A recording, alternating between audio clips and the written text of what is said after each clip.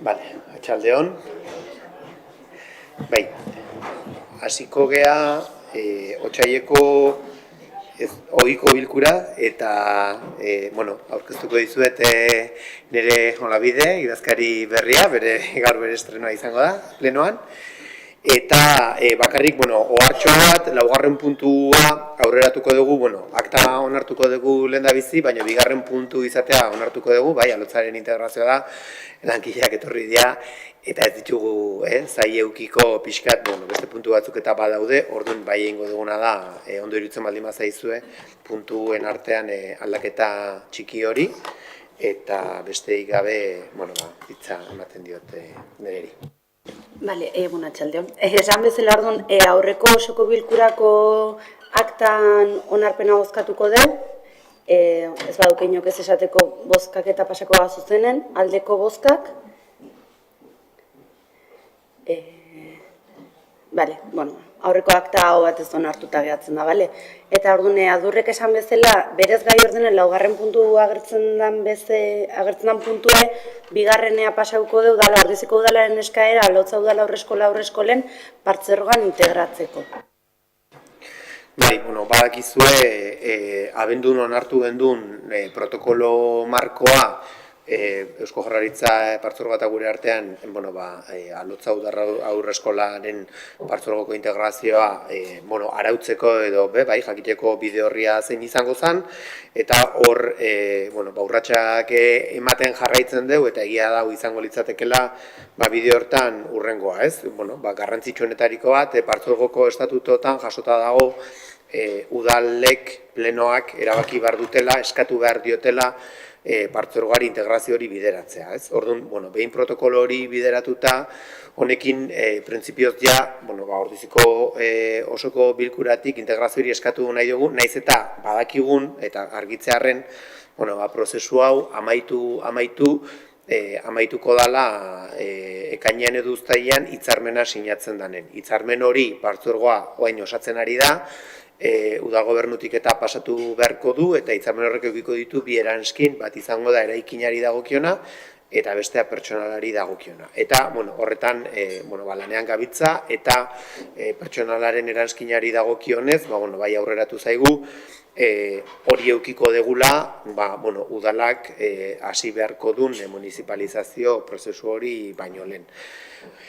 Beraz, integrazio honekin udalak eskatuko dio partzuergoari onartzeko integrazio hori, martxoan antza bilduko da partzuergoko zuzendaritza eta edukiko du aukera integrazio hori onartzeko, beti ere esaten dizuet, hitzarmen hortara, hitzarmena sinatzera eta hitzarmen hortan jasotako hortara lotuta. Bai, honekin baita, urratsak eman ditugu, baina hurrengo urratsa baita bada pixkat, integrazio hori eskatzea eta naiz eta erabateko sinadurak eta integrazioa ekaina edo uztailean sinatu eta ikasturtea irailean hasiko dan eta irailean gaur egun dauden langileak surrogatuko dira partzuergora, matrikulazioa guain da. Matrikulazioa apirilean eta matrikulazio hori guk egin beharko dugu, udaletik, Alotzatik, egin beharko da datorren ikasturteko matrikulazio hori. Ez orduan,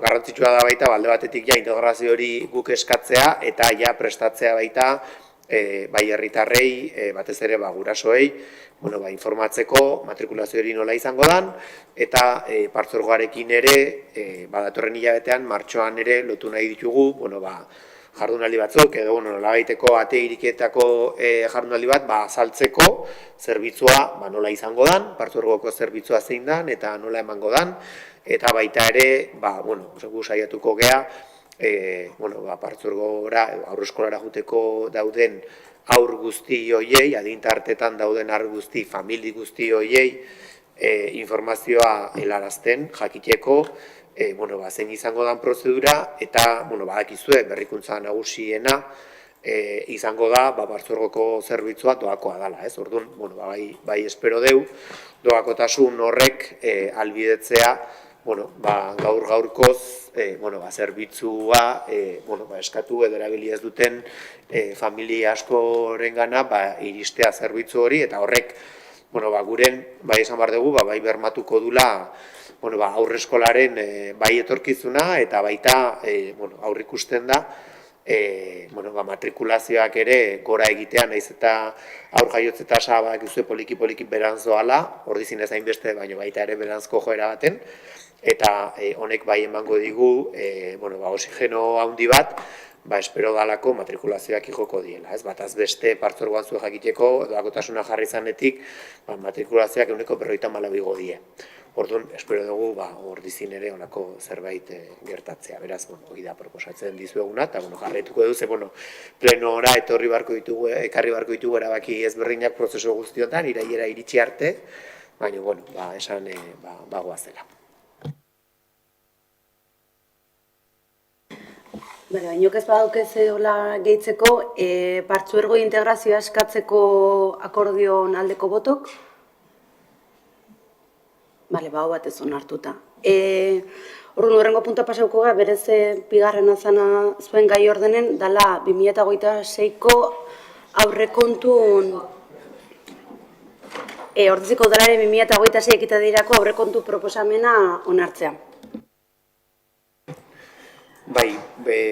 Hasi baino lehen, utziko diazue azaltzen, aurretik euki ditugu bai majorita ordizia lantzeneko administrazio kontseiluak eta batzar orokorrak, eta bertan onartu ditugu sozietate erakunde bakoitzen aurrekontuk. Eta zentzu hortan, akatxe numeriko batzuk detektatu ditugu majorin aurrikusita zeuden udalan ekarpenen eta udaleko aurrekontun dauden zenbakin arten, haunditu ingo dut, pantaia zuek ikusteko eta jakin, iratirekin kontrastatu dugu eta zuzenketa numeriko hori egingo dugula. Ikusten duzu aurrekontun lehenengoa da majori ekarpena banatzen da 3 zatitan, nahiz eta gero dena batera egiten deun desglosatuta daukagu, bai aurrekontuan majorin eta bai ordiziko daleko aurrekontun, eta desglosatzen da majori, Altamira eta frontoian arten, altuena beti majori, bigarren Altamira eta txikiena frontoia.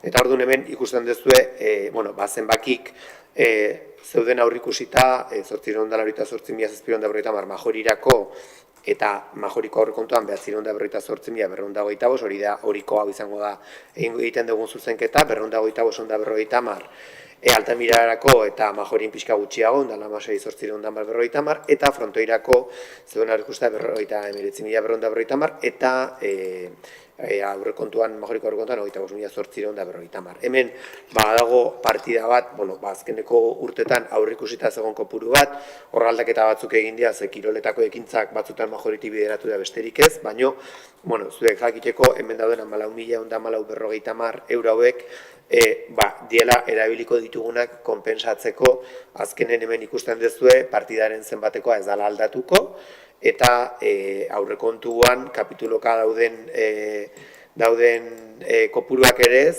aurretik dauden lau partida hauek laugarren kapitulokoak dielako. Orduan, berez, aktan jasotak eratu dadin, egindako proposamen hortatik, hau jungo dala aldaketa honekin goazela.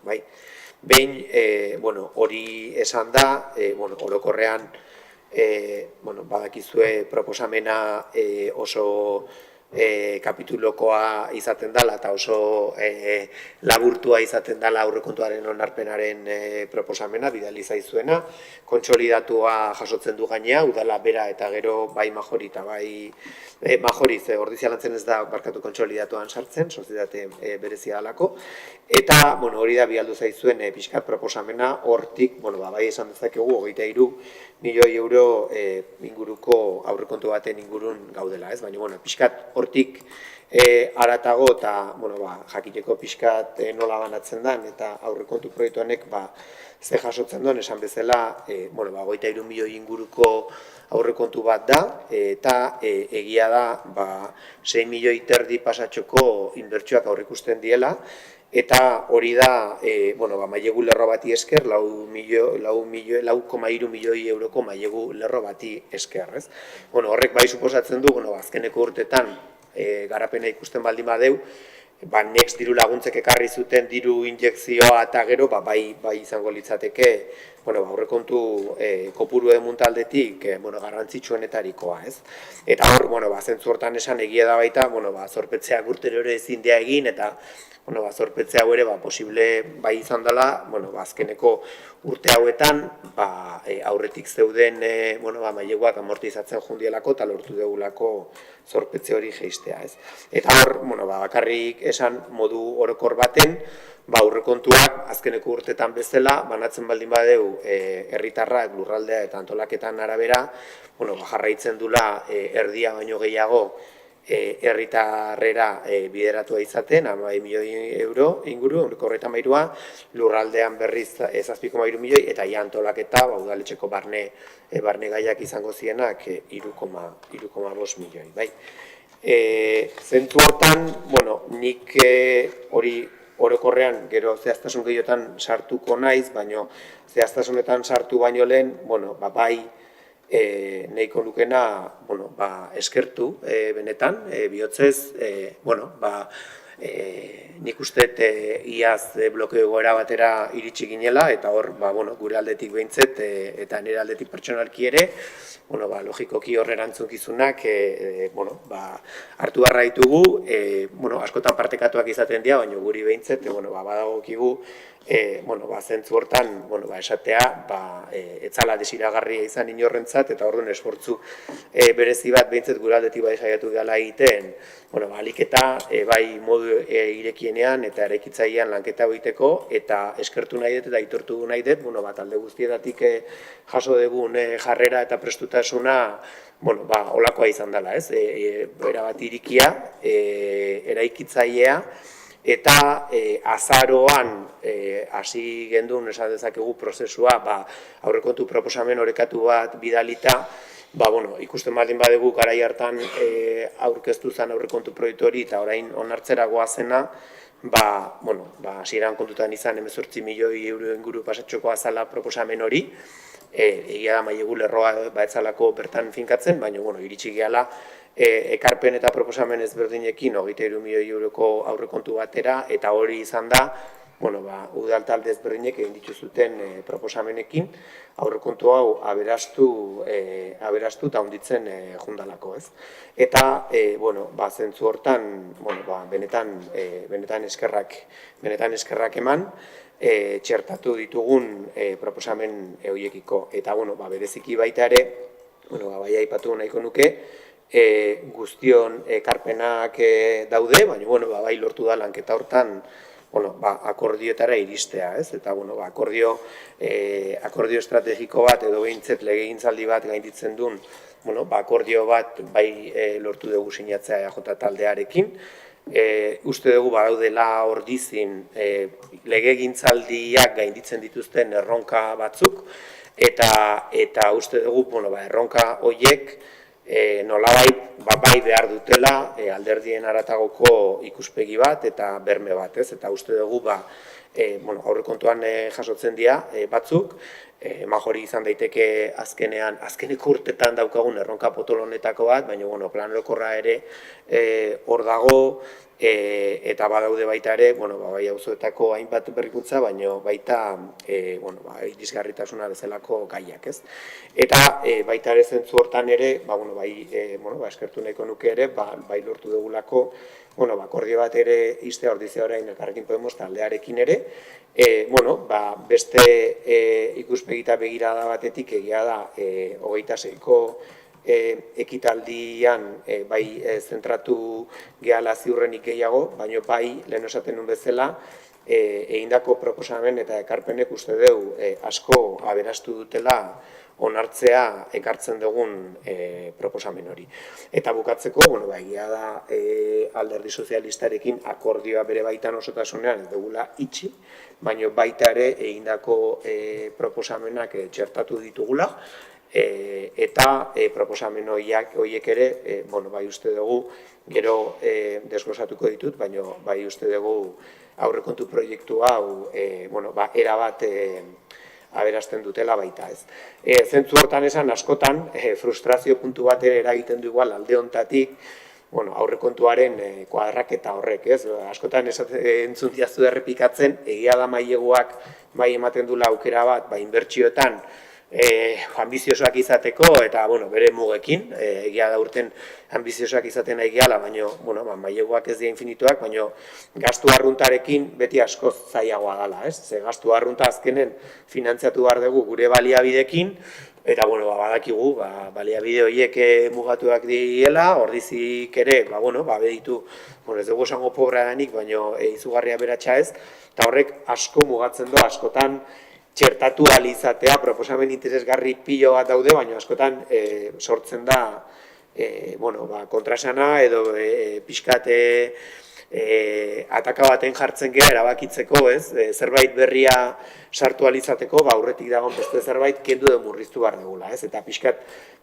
askotan, gure aldetik behintzat, bai adierazi nahi genizuen, gai askotan ez dela interes faltagatik edo interesgarriak iruditzen ez zaizkigulako, baina askotan zaila dela finantzaketa hori denera iristea eta gero gure kasun batez ere garrantzi asko edukitzen dola soberakinak, ez? Urteroko martxoa baino lehen espero dugu 25ko likidazio edukitzea eta hor, berriro hausnarketa prozesu bat edo zabaltzen dela, konpromiso batzuk badaude, baina soberakinak bai edukitzen dula finantziatzeko aukera handi bat gurea bezalako udaletan, ez? Hori esan da eta berriro eskertuta udal talde guztik egin dezuten esfortzua eta jarri dezuten jarrera eraikitzailea, hor aurreratu dut, ez? Baina pixkat bai esan Majoriren eraberritze prozesu hortan inbertsio guztien 40% hitzeiten nahi gehala, ez? Urte luzez hitzeiten nahi geha, egia da berritzen joan gehala eta faseka berrituta dago, igerilekoen zatia gelditzen zaigu, gainea bada Majoriren sorrera hortatik gelditzen den zati zaharrena, eta segurazki eraberritze premia hundina daukana, ez? Zentzu hortan, badakizu eta saiakera ezberdinak ditugu, kirol mailan bitartez ere egia da oso programa ambiziotsu bat, adostu gendula kirol talde guztiekin, proiektu bat ere lizitatu zala, eta egia da, askotan esaten dugu, ez? Ordizik ere badauka kirol bizi bat gure tamaina eta gure baliabidek gainditzen dituna, ez? Eta, batzutan emozioak eta grinak eramaten gaitu urruti, eta, egia da proiektu hori, gutxi gora bera azkenen 10 milioi euroko kostua zeukan proiektua egitea, oso zaila egiten dela, ze gaina etzan zatika egiteko oso erraza zen proiektu bat, ez? Eta orduan, bai, Majorin zentzu hortan, esan, bai proposatzen dela, eraberritze hori gure baliabidetara pixkat egokituta, alde batetik denboran fasekatzea, eta beste alde batetik, ez dakit nola esan, jarrera aurrekontu aldetik esan nahi dut, bideragarria izango dan, pixkat zaitateatzen, baino austerogoa izango dan edo egingarrikoa izango dan jarrera batera itzultzea, ez? Aldala dauden eraikinak berrerabilik, birkokatu gauzien instalazio berrik, eta zentzu hortan, egia da, espero dugula, egingo ditugun aste santuan ja bukatuko dien azterlan teknikoekin ja argi pixkat eukitzea eta berme guztik eukitzea proiektue 2026en lizitatu izateko eta ja gutxienez, esan nahi dut 3 fasetan egingarria izateko hastea piztina berritzen eta kanpoko piztinarekin ere aurten urrats batzuk ematea, ez? Eta hor, egia da baita garrantzitsua dela aspalditik datorren gai bat dalako, bere konplexutasuna dauke, baina, behingoagatik, frontoiaren estalkiaren eraberritzakin hastea, honek konponente asko ditu, alde batetik, azpiegiturak ere eskatzen dolako berritzea, baina amiantoa dauka, eta horrek ere eskatzen du aldatzea, eta gero gaur egungo estalkia jakinda fibrozementoa daukala, tejak eta bar, ezin dugu erabili panel fotovoltaikoak edo jartzeko, ez? Orduan, egia da, hiru zentzu hauetan estrategikoa da inbertsio bat badala.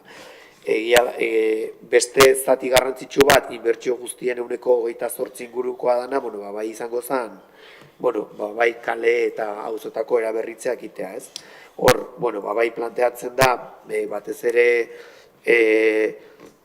pixkat azkeneko urtetan ere,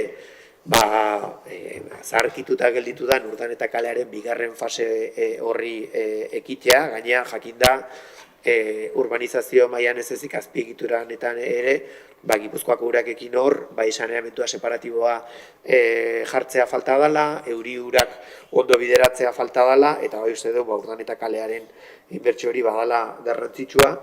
Bustuntza auzoan ere uste dugu Oria Ibarreko pasealeku hori eraberritzea dela auzoak daukan oinezko eremu garrantzitsuenetakoa eta gehien baloratu zana bere garaian nintzen parte hartze prozesun eraberritzea eta beste gune bat oso berezia dana oinezkoena baita baldintzatuta dagoela jabea diren komunitateekin adostasuna lortzea ze beraiena da urubea, baina bai da Otatza plaza berritzea, ze badago asko erabiltzen den eremu bada, Bustuntza auzoa ez da oso atsegina oinezko eremu edo eremu lasaiei dagokionez, kotxeek eta eremu asko hartzen dutelako, eta orduan horiek ezinbestekoak dira. Eta hurrengo lerro oso garrantzitsua bada Altamira eta Tximista auzoa lotuko ditun igogailun proiektua lizitatzea, urrats ezberdinak eman dira prozesu hortan, eta bideragarritasun planak ere bai emantzun nola daiteko bermea hori egin daitekela, eta bai behar dugu proiektu zehatz batekin jakin zenbat kostatuko zaigun, eta proiektu horrekin ere ateak jotzen hasi, ze badakizu hemen Adif, Gipuzkoako Foru Aldundia errepideak eta Ibaiko zati horrekin ura ere bai, izango diela proiektu hau baldintzatuko dutenak eta beraiekin komeni da bide hori itea. Eta, bukatzeko baita ere, bai Altamiran proposatzen dugu jarraitzea bizilagunen elkartea berritzen, eta egia da urtero planteatzen dian partidak ere mantentzen diela bai errepideak, argiteria eta berritzen juteko, eta baita aur parkeak eta komun publikoak eraberritzeko. Beste inbertsio garrantzitsu bat iaz egintzan lehenengo fasea eta gero izango da Urdan eta eskolaren eraberritzearekin jarraitzea, inbertsioen 10% gutxi gora bera, jakin da ere, badakigu hemen, konpromisoa nik uste hartzen dugula denok, 7.000 euro hor ikusita daude, proiektua, okerrezmana, bazakit gaur bukatzen zen, gaur da azkeneko eguna, proiektuen lizitazioan eskaerak aurkezteko, aurten lizitatuta daude bigarren fasea eta hirugarrena, datorren urten egin nahi dana, eta hor proiektuarekin jakingo dugu kopuru zehatza zein dan, eta hor bai konpromisoa dagoela behar dan kopuru hori egiteko, aurten udako oporretan arotzeria, fatxada guztiak eta eraberritzeko, eta iaztik arrastaka ditugun panel fotovoltaikoak eta biomasa galdera ere aurten seguraski pakete berdina sartuko ditugu. Burrengo inbertsio garrantzitsunetako bat izango da Etxezarreta eta Tanporo arteko igogailua, eta 9 inguru aurrekontuarekin, honek egia da, lortuko dula San Bartolomeko aparkalekutik geltoki azpiko igaro bide berrikin zuzenean disuasorioa daukagun aparkaleku hortatik kanpotik etorri daiteken edozein, herritarrak ere bai, baina herrigunera 3 minututan igotzeko aukera ematea, baina baita baimenduko du herri antzokiaren berrera honatze edo eraberritze prozesua hastea, ez? Honek berriro berrantolatuko ditu bai herri antzokiko sarrera eta bai Nadaleko lokal horien sarrera erabiltzen hasi ahal izateko. Eta beste lerro garrantzitsu bat naiz eta egia dagian ordenan aipatu dizkizuet, baino 2026ko aurrekontuan 120.000 euro aurreikusten die, baino hor egia da konpromiso kreditu batzuk ere onartzen ditugula, urrengo 4 ekitalditan 460.000 euroko estimazio batekin APO edo plan orokorraren errebisioa burutzeko, ez? Hor, badagoeneko, bagaude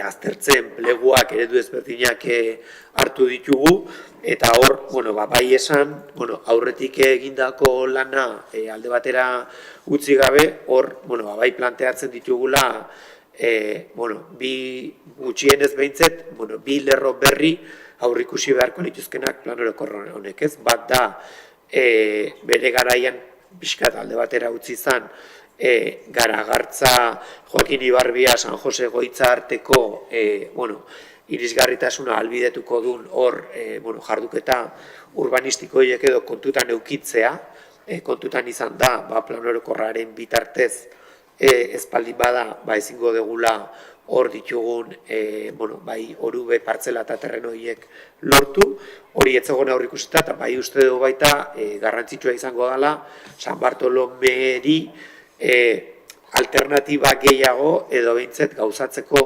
erresagoak izango dien alternatibak planteatzea, ez? Egia da guaintxe bakarra planteatzen dela eta nahiko zaila. Ikusten da egiteaz dena fase bakar baten inbarko zen, ez?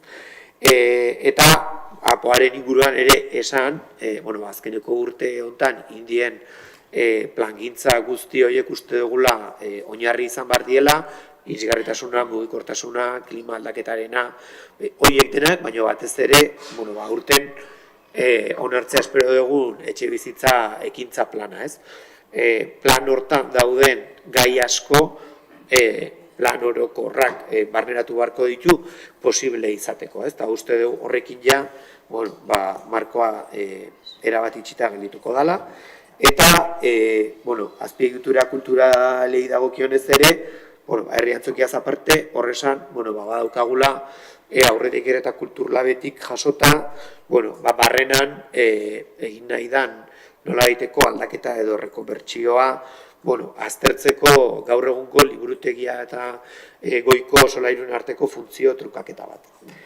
Eta bukatzeko, beste bi partida ambiziosoak planteatzen dienak dira, etxe bizitza planaren egikaritzaekin planteatzen dienak, ez?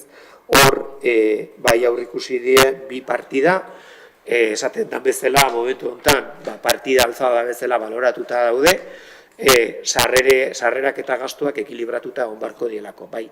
Hor, azkeneko urtetan asko jarri da mahai gainean, hor dizin badaude bere garaian egin zian babes ofizialeko etxe bizitza sustapen batzuk, azalera eskubidean egin zienak. Hau da, etxe bizitza erosi zuten, egia da eraikina beraiena dela, baina eraikizan lurzorua ez. Eta horrek dauka, okerrez bali manau, 75 urteko epe muga bat, ez? Egia da horrelako, kasuetan, beste leku batzutan ere egin da aukera eman pertsona horiei, beti ere babes ofizialeko etxe bizitza kalifikazioa mantenduta, lurzoru hori erostea. Ez uste dugu momentuetan ikusita hor dizin egin dian beste promozio guztiak, izan San Juanekoak, Kapellanizekoak, edo indian besteak babes ofizialekoak egin dian inoiz ez diala lurzoru eskubide honen figura erabilita egin, aukera bat izan daitekela ekiparatzeko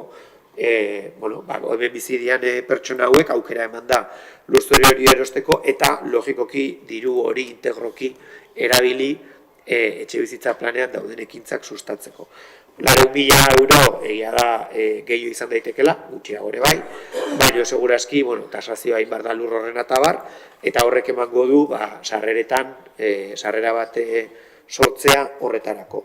Eta beste 400.000 euro ere aurrikusten die, gaur egun ditugun larrialdi etxe bizitzak zarrak saldu eta berriak erosteko. Hor, bakizue, parkea badaukagu larrialdiko etxe bizitzena oso zarkituta, etxeak zarrak igoa gabe, eta hor bai planteatzen da, segurazki gehiago daude, baina bai planteatu da aurten behintzet hiru etxebizitzekin hastea, momentu honetan hiru etxebizitza horiek utxik daudelako, Urdaneta kalean 2 eta Joaquin Ibarbian falta da bere garaian San Joseko KPI hauan etxea zan udalaren izenari registratzea, baina badirudia prozesua amaituko dugula, eta 3 horiek salduta espero dugu, gutxienez, igogailua daukaten, 2 etxebizitza erosteko aukera izatea, zergatik esaten dut faseka, besteetan jendea daukagulako. Larrialdi etxebizitzak die, zerbitzu bat ematen dute, orduan, pertsona horiek leku aldatu beharko ditugu etxebizitza berri horietara, guain dauden zarroiek saldu ahal izateko, bai. Eta, berez, inbertsio nagusienak horiek izango ziren, sarreren inguruan, gehiegi ez dizuet kontatuko, ze badakizue sarrera garrantzitsuena foru funtsa izaten dela, 45 aurten, eta orokorrean ikusten, ezagutzen dituzuela udalak azkeneko urtetan dituen sarrerak, bere zergatatasetatik datozenak, 23% suposatzen dutenak, eta gero badakizue, Estatua, Eusko Jaurlaritza eta Aldundiak, programa ezberdinetan diru laguntza asko ematen dizkigutela ez. Eta, zentzu hortan gastu arruntari dagokionez ere, labur, bai aipatu berez herritarrak diela esan tegun bezala portzentaje handina eramaten duten esparrua, eta hor, bai, aurten behintzet hornituta daude partidak, eta bai espero da pertsonez ere hornitzea euskerako arduraduna, baina hor aldaketa txiki batekin hezkuntza heziketa ardurak ere jarri nahi zaizkiona. Zentzu hortan ere badago konpromiso bat, printzipioz ez da aurrik ikusten, bai urtea doan arabera mantentzeko euskeratik dauden programa ezberdinak euskera ikasteko, baina baita ere ongietorri euskerara egiten den errefortzua mantendu eta hala beharko balitza hunditzeko, hasieran aurrekin egiten zen, gazteagoen erabe ere zabaldu zitzaien eta valorazio oso positiboa da, eta hori mantentzeko konpromisoa badago. Berdintasunean bigarren teknikaria kontratatzeko, eta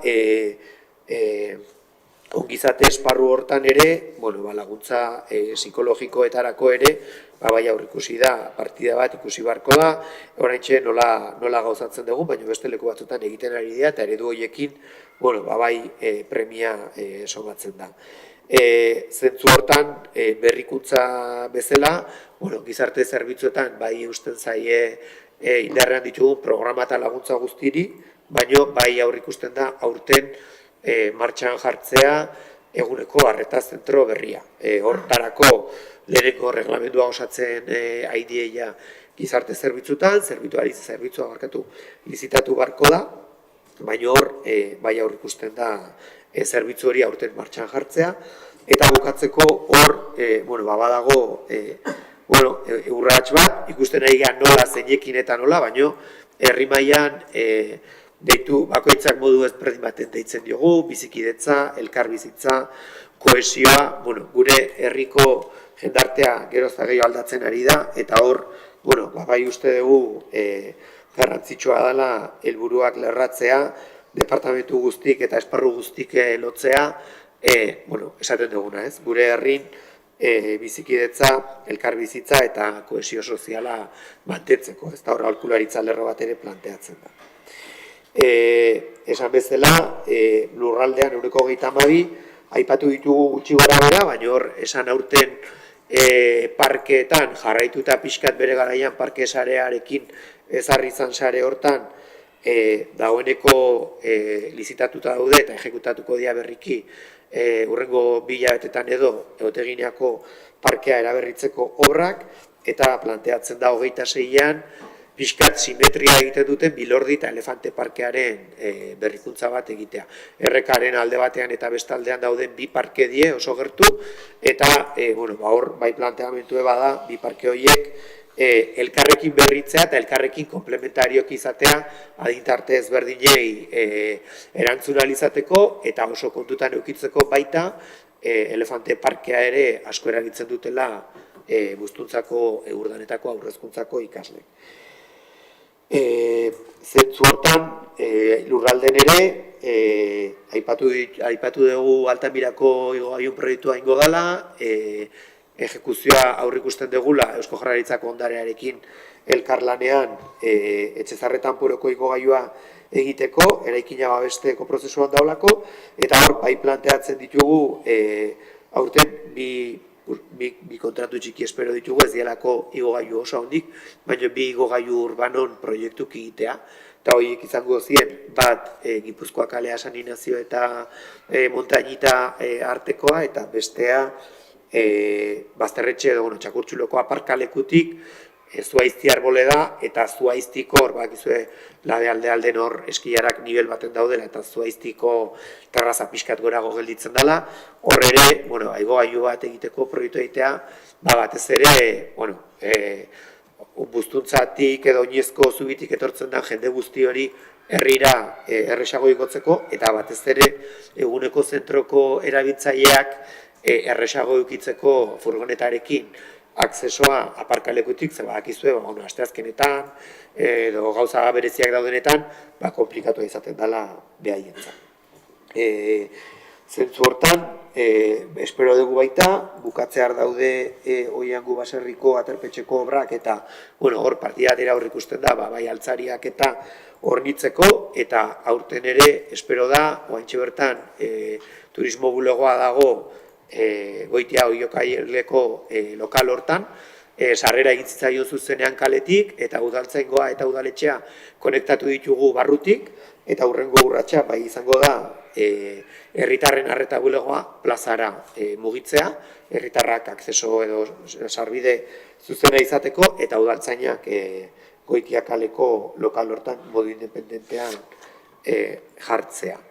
Eta, zentzu hortan ere, hori da, esan, esfortzu bat ere egingo dela, mantentzen da landabideen garbiketan aurrika euseta zegoen 25.000 euroko partida, baino 1.000 euroko inbertsio partida planteatzen da. Herrian asfaltoak ineto egiten dugun bezala, urrengo urteetan, ez ditugu asko, baina baditugu, ditugun landabide publikoiek berritzen juteko. Eta bukatzeko pixkat antolaketa barne mailako gai horiei dagokionez, esan itzulpeneko errefortzua ere jarriko dela, eta hor bai handipen bat egin dela zeinu hizkuntza bidezko interpretazio itzulpen hori eskuragarri jartzeko, batez ere uste dugu, saiatu bargea aliketa ekimen gehienak itzultzea, baina uste dugu herrin badaudela gormutuen komunitate bat, eta esaten den bezala, demanda eskaera hori egitea garrantzitsua dela beraiek eukitzeko ez. Eta, bukatzeko baita ere, hori errepetean sartuta dago, baina hor baita ere, esan antolaketatik, besteak beste, berrikuntza bai izango dela, administrazio digitalean eta sistema informatikoetan ardura izango da postua sortzea. Hori esan bezala labur bilduz aurrekontu proiektuak jasotzen duen guztia, eta berriro eskerrak denoi zuen ekarpenak egiteagatik, eta ekarpenak egiteko hortan erakutsi dezuten jarrera eraikitzaileagatik, uste dugulako benetan aurrekontu hau, hasieran proposatuta zegoen aurrekontu hori, baina asko hobea dela, zuek egin dituzuen ekarpenegatik.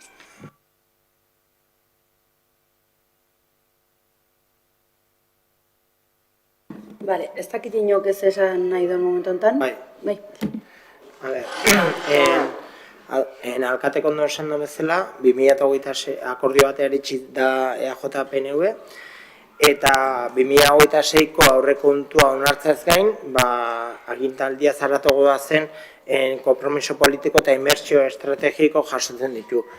Asko beak esan ditu, ez naiz errepikatu behar, proiektu estrategiko beak bana esan ditu, eta Eta 2026ko ikusten zan ekimenaren zenbatekoa, esan du bezala 5 milioi eurotakoa da, gehiena mailegun bitartez finanziatuko da, 4 milioi eurokoa, eta azkenen gure hauteskunde programan genituen proiektuak txertatzen saiatu gara, aurrekontu honetan, eta egin batean asko lortu da hori, lortu dugu, eta hori guretzako oposiziotik herrigintza egiteko modua dela uste dugulako, era eraikitzaile batean. Eta Adurrek esan duen zela, eskerrak izan barra dauke bidirekzionala. Ez bakarrik alde batean, baizik eta beste ere baita, eskerrak ematen dugu gobernuari bilerak egitugolako, eta azkenen azpimarratu nahi dugulako, ez da izan oso zuzenak izan dira, zintzoak, nahiko errezak izan dira usteet elkarrizketak edo gure adostasun eristea, eta, hilabetetako lana izan dela, eta helburu nagusi batekin indela, herritarren biziklaritatea hobetzea, eta udalerrian dauden proiektu estrategikoa egonkortasuna ematea. Hori izan da helburua, eta azkeneko zesan bakarrik, hau ja oposizio bezala, hemendik aurrera gure lana izango dela, proiektu horien jarraipena eta buru belarri hongo gara. Eta, eskerrik asko berriro, danagatik, bale? Nosotras hemos negociado para que las medidas no se quedasen en papeles ni en promesas y mucho menos en titulares, porque esto no va de números en una hoja de Excel, va de la vida real, va de mejorar los servicios y el bienestar, va de movilizar vivienda vacía para el alquiler social, va de convivencia y de gestionar la diversidad con políticas reales, porque Ordizia es diversa. Va de educación, de rehabilitar la escuela pública y también va de acompañar a las familias en los temas que surjan a través de un consejo de educación. Va de tener atención psicológica cuando se necesita, va de invertir en el polideportivo de Majori, va de mejorar nuestros barrios y de ascensores que los unan y con esto ir avanzando en la accesibilidad. Va de cultura y de proteger e invertir en el Herri Antxoki. Va en definitiva de invertir donde la gente nos está diciendo que hace falta invertir. Y algo que para nosotras era imprescindible era que todo esto tenga plazos. Y repito, es algo que para Podemos resultaba imprescindible. No queríamos promesas indefinidas y este presupuesto incorpora avances reales, porque cuando las medidas son buenas, creemos que abren caminos. Se abren caminos y esto significa que algunas prioridades, no solo por parte de este grupo, se han podemizado. Y eso es bueno para Ordizia, porque cuando las ideas mejoran la vida de la gente, dejan de ser de un grupo y pasan a ser ideas de un pueblo, para seguir construyendo un pueblo. Porque estas ideas que teníamos es bueno para Ordizia y se van a poder ejecutar. Queríamos compromisos cerrados, con plazos, con calendario, con seguimiento y con obligación política de cumplimiento. Y cuando conseguimos estos compromisos concretos para Ordizia, nuestra responsabilidad es apoyar.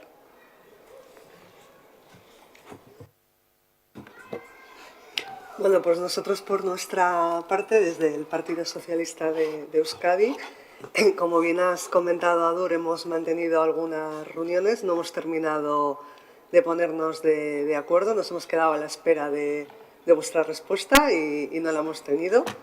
Y bueno, en relación a lo que habéis planteado, el presupuesto, bueno, habéis lanzado un mensaje claro de que constituye un presupuesto ambicioso. El PNV lo publicitaba como una hoja de ruta con proyectos estratégicos, pero bueno, a nuestro parecer es que la experiencia acumulada y el análisis de todo el proyecto pues nos llevan a tomar decisiones, ¿no?, en función de determinadas razones por las que, bueno, en las reuniones que hemos ido avanzando, además ya os hemos trasladado, que entendíamos que eran necesarias para poder ejecutar y que no solo se quedaran en ideas todas las partidas que estaban en presupuesto, como ha pasado algunas veces, que han estado partidas además muy grandes, incluidas de sobre 120.000 euros, el Plan General de Ordenación Urbanística y no se ha realizado, mandatos plenarios que tampoco se han ejecutado, partidas que hemos visto que se han ido pasando de un año a otro. Entonces, nosotros lo que sí que veíamos es que uno de los puntos importantes para que estos presupuestos se desarrollaran pues era estructural, ¿no? Creíamos que era determinante y creemos que es determinante la situación de la plantilla municipal en todo esto, ¿no? Entonces, de nuestro análisis y de la documentación que nos habéis ido presentando, pues se demuestra que hay un 41% de interinidad, más del 60% de los puestos de responsabilidad están ocupados por personal temporal interino y de 78 puestos de la RPT, 32 están vacantes. Entonces, bueno, yo creo que todos podemos imaginarnos lo que significa esto de cara a gestionar pues todas las buenas ideas que están en los presupuestos, ¿no? Entonces, creemos que no es un tema solo cuantitativo, sino también cualitativo.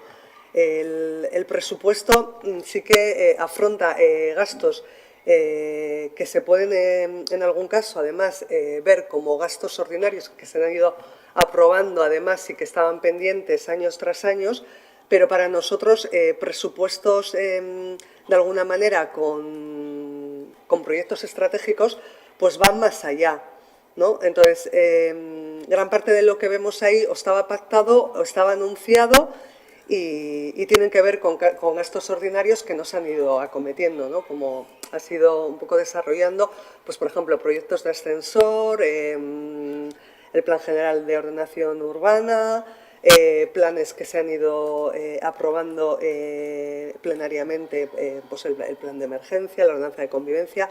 Entonces, bueno, han estado ahí algunos, nos han desarrollado, entendemos que el tema de mantenimiento, el tema de limpieza, el tema de ejecución de algunas obras ya estaban previstos año tras año y consideramos que eran gastos ordinarios. Sí que afrontamos como un gasto estratégico, realmente el Plan General de Ordenación Urbana es el gran reto estratégico de lo que aquí se ha hablado, y eso sí que genera además un compromiso de ejecución real que no pase año tras año.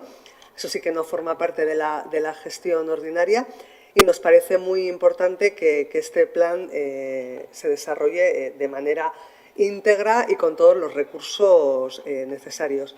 Porque para nosotros, como te trasladábamos, los planes estratégicos pasan por la vivienda, por un desarrollo integral, que en parte pues te tengo que reconocer, y tú mismo lo has dicho, que bueno, pues una parte de lo que te hemos planteado, pues sí que en las reuniones hemos tenido una contestación afirmativa, pero la puesta en marcha del plan de vivienda para nosotros partía de un proyecto integral en el que solo no estaba ese fondo extraordinario, sino los fondos ordinarios.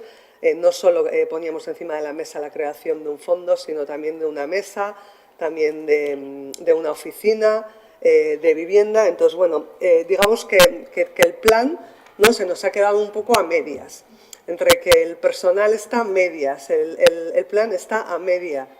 Muchas cosas de las que aquí se hablan, de algunos proyectos, dependen del desarrollo del plan general, que bueno, pues que igual se va poniendo en marcha, ¿no? Pero permíteme que nos haga desconfiar un poco y que nos hayamos quedado por eso pues fuera del acuerdo, ¿no? Y bueno, pues sí, detrás de todo están las propuestas para la ciudadanía de Ordizia. En algunos casos serán estratégicos, en otras ordinarias. Valoramos positivamente los avances que aquí se dan, tanto los que son en cumplimiento de lo que ya llevaba años coleando y no se ha realizado, como algunas de las inversiones que se plantean, ¿no? Y algunas de las que se han integrado por primera vez. Pero nuestro voto no puede ser a favor por las razones expuestas. Tampoco vamos a votar en contra.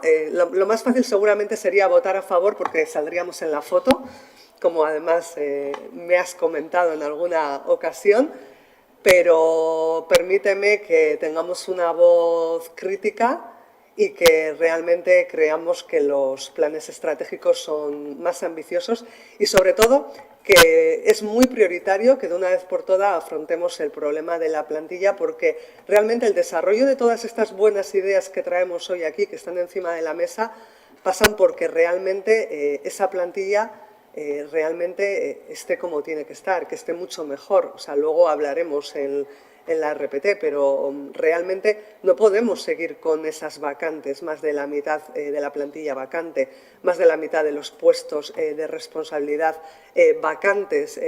Todo eso va a influir en el desarrollo de estas buenas ideas. Entonces necesitamos y hubiéramos necesitado que realmente este plan estuviera encima de la mesa y que hubiera un cronograma real con plazos encima de la mesa. Y a nosotros nos ha faltado esto. Entonces por eso nuestro voto no va a ser a favor.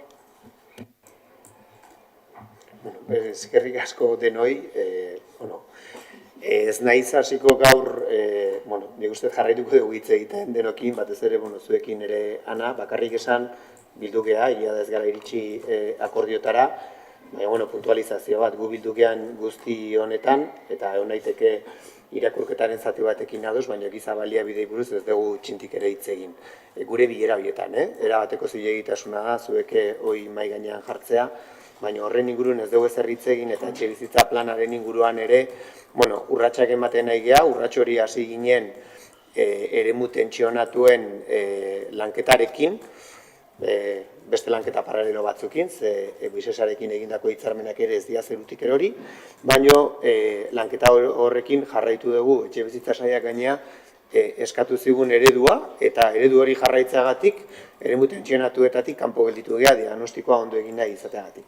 Baina horren jarraipen bezala jarraitu dugu etxebizitza plan hori egiten, eta etxebizitza plan horren azkeneko onarpena, azkeneko 2-3 hilabetetan zuen ekarpenen zai dago. Beraz, guain esatea, momentu baten, planteatzen dezutela etxebizitza mai bat sortzea, bulego bat, barkatuko diazu hori jasota dago, aspaldi aurkeztu zitzaizuen etxebizitza planean, eta besteak beste ez da oraindik plenontara ekarri, munduko pazientzia guztiarekin ere denak, zuek batez ere, ekarpenak egiteko zain gaudelako. Orduan, ondo iruditzen zait eta erabat zilegi da zuek egin dezakezuten egitasmoa etxebizitzaren inguruan eta bar, baina, denak zuen zai gaudenean ekarpenak egiteko, gero zuek ateratzea, eskuinetik adelantamentu bat eginda, proposamen bat egiten etxebizitza plan baten inguruan, beira, ingo dizut, konparaketa bat ondo ulertuko dezuna, etxebizitza sailburua lehendakariakin asarratu zanean, prentxan atera zalako eta bar,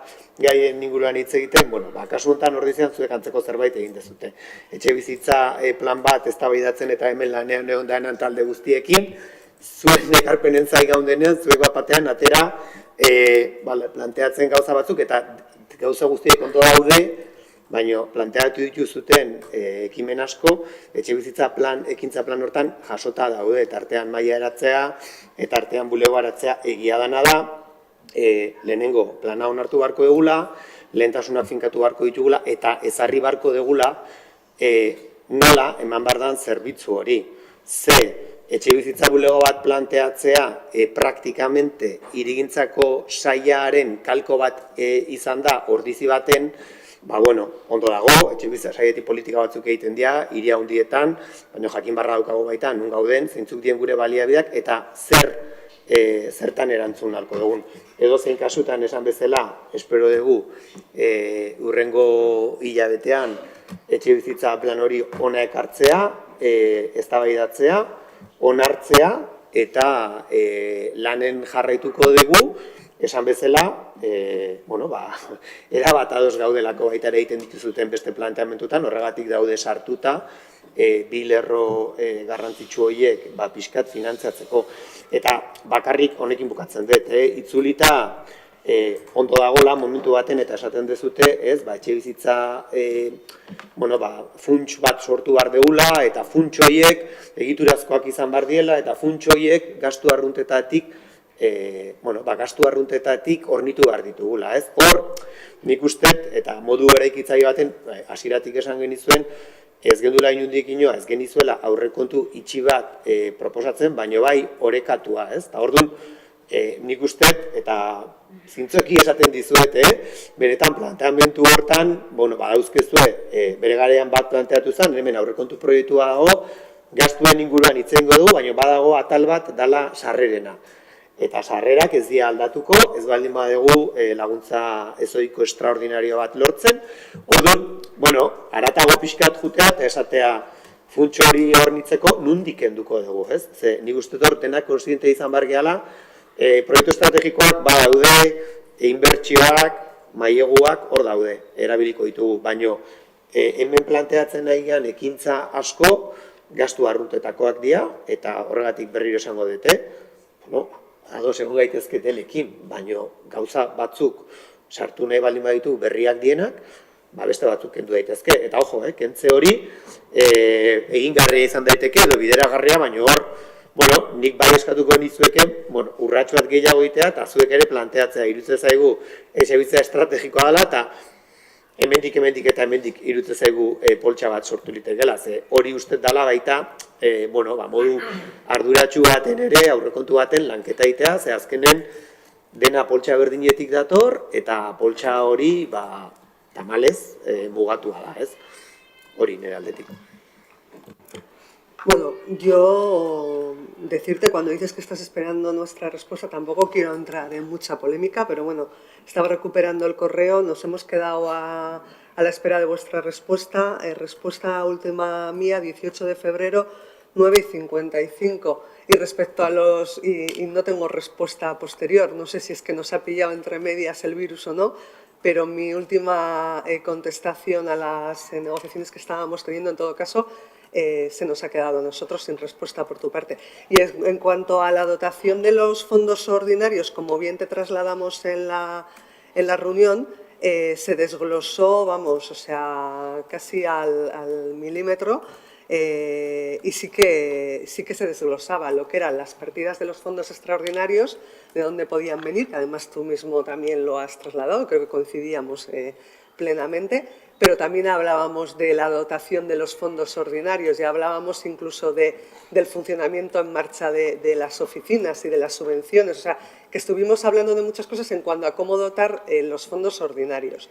Entonces, no hemos terminado de tener la última reunión, pero incluso en la documentación que nosotros llevábamos allí, puesto que además te recuerdo que incluso también hubo un malentendido por vuestra parte y en los correos, están los correos ahí, correo WhatsApp en los que íbamos a hablar del plan de vivienda y luego resulta que fue una reunión sobre presupuestos, pero que no pasa nada, hablamos de todo porque para nosotros el plan de vivienda era uno de los puntos esenciales de la negociación. Entonces, realmente nosotros íbamos con un libro, o sea, con todo el plan de vivienda completamente desglosado, o sea, no fue una idea de plan de vivienda en abstracto. Entonces, bueno, me alegra que digas que seguiremos trabajando, que vamos a seguir hablando, porque realmente lo que nos importa es que el plan general se apruebe, que el plan de vivienda se realice. Nosotros vamos a estar ahí para seguir hablando de este tema, porque no se trata, ya te digo, de salir en la foto, sino de que el plan se realice. Entonces nos citamos para poder tener una reunión y seguir avanzando con el plan, con los fondos extraordinarios y con los fondos ordinarios, con todo. Bai, ez gara hemen eternizatuko zutan ere arteko elkarrizketa hontan, ze esan duzun bezala hitz egiten jarraituko dugu eta bai, gaizki ulertu horretan, normalean gaizki ulertuak bi norabidetan izaten dira eta ez hor bakarrik esan, guk bai planteatu genizuela etxebizitza planak bere bidea zeukala eta bere eztabaida etorriko zala eta aurrekontuak ere berea, ez? Eta zuek hor egiten dituzuten proposamen batzuk, etxebizitza planean txertatzekoak izango diala eta etxebizitza planean onartu beharko ditugula eta gero hor, zuek bai egiten zenuten zuen proposamena ze diru kopuru izan zitezkeen eta nondik eta nola, baina zenuten esaten nondik, aurrekontua orekatu izateko, nondik planteatzen zenuten kentzea. Hori da nik esaten detena, eta erabateko zilegitasuna ematen dizuet, planteamendu hori egitea. Eta horren inguruan, esan bezala, aurrekontuak ekartzen ditugu gaur, etxebizitza plana, esan bezala, onartzeke dago, eta etxebizitza plan hori onartzen denean denak ekarpenak egiteko orain arte sartu ditugu batzuk, ekarpen berriak egiteko aukera hango da, eta gainera erakustaldi publiko hango da, oraindik eta ekarpen gehiago egiteko, ez? Orduan, bueno, goazen urratsez urrats, eta etxebizitza plan horren inguruan, jarraituko dugu hitz egiten, eta ez bakarrik planaren onarpena, ze Kakotxarten plana onartzea errexena izango da, eta gero etorriko da plan horren lurrartzea, eta plan hortan, lehentasunak finkatzea. Beraz, noski hitz egiten jarraituko dugula gustora gaina. Bestelako komentarioik espaldin badau, bozkau bengo dugu ondo irutzen bazatzue, orduan, 2026ko udal aurrekontun proposamenaren alde bozkak, 14, kontrako bozkaik, eta abstentzioa, bakarra. Barkatu, zenbat 6 aldeko bozka EAJ aldetik, beste 6 aldeko bozka EH Bildu aldetik, maiten, barkatu, 7 EH Bildu aldetik, Podemos aldetik 2 bozka aldeko, kontrako bozkarik ez, eta PSen aldetik abstentzioa, bale? Orduan onartuta akordioa. Hurrengoa puntua ondo irutzen baldin bazatzue, berez 3. puntu bezala zehonak gai ordenen izango litzeke Ordiziako udalaren eta haren mendeko sozietateen 2026ko ekitaldirako plantilla organikoaren eta lanpostuen zerrendaren proposamena onartzea.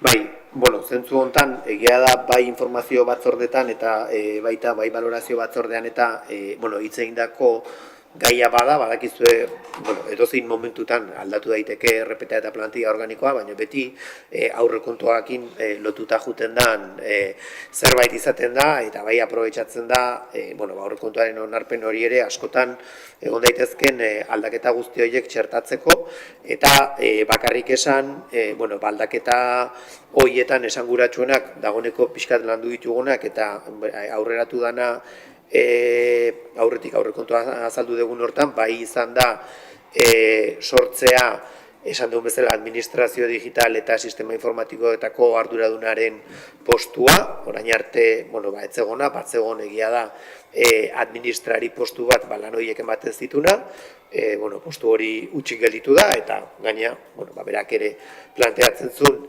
perfil teknikoa gaiendu bartzala, eta egia da, behar hori ikusten dela, eta beste zentzu baten ere, bai planteatzen dena da, herritarren arreta zerbitzuan, hor bere garaian berregituraketa bat egin zen, aurretik zeuden pertsonena, eta hor zegoen postu bat txertatu zen diruzaintzan, baina etzan hor nitu aurretik zegoen plaza hori. Ez orduan berrikuntza nagusiak bai izango da, aurretik zegoen administrari informatika funtzioak zegoen postu hori eraldatu ingo dugu eta administraria bilakatuko da arreta zerbitzutakoa, eta sortuko da berria teknikariarena, eta gero zuek jakin baita ere hor logikoki eguneratzen diela berariazko osagarriak, eta hor baita ere utxik eta beteta dauden postuak ere eraberritzen diela, ez?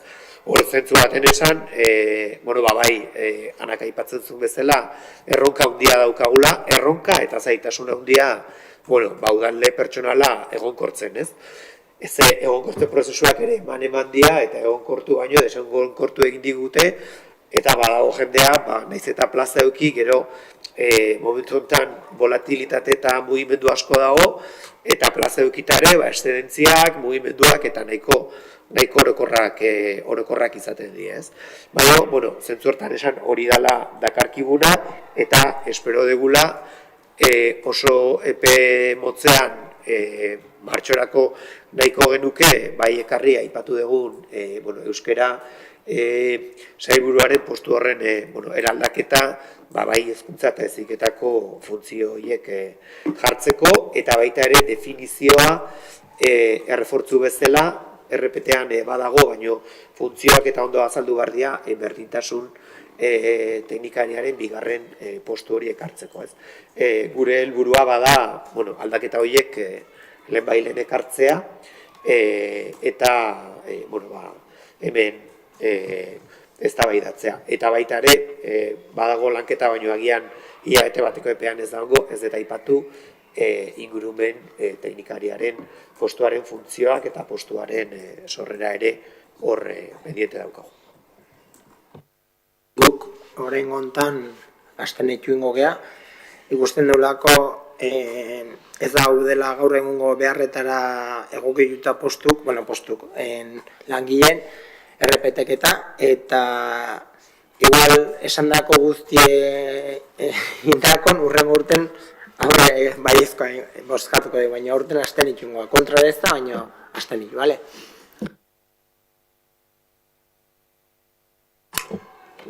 Bueno, ¿ibas a contestar o...?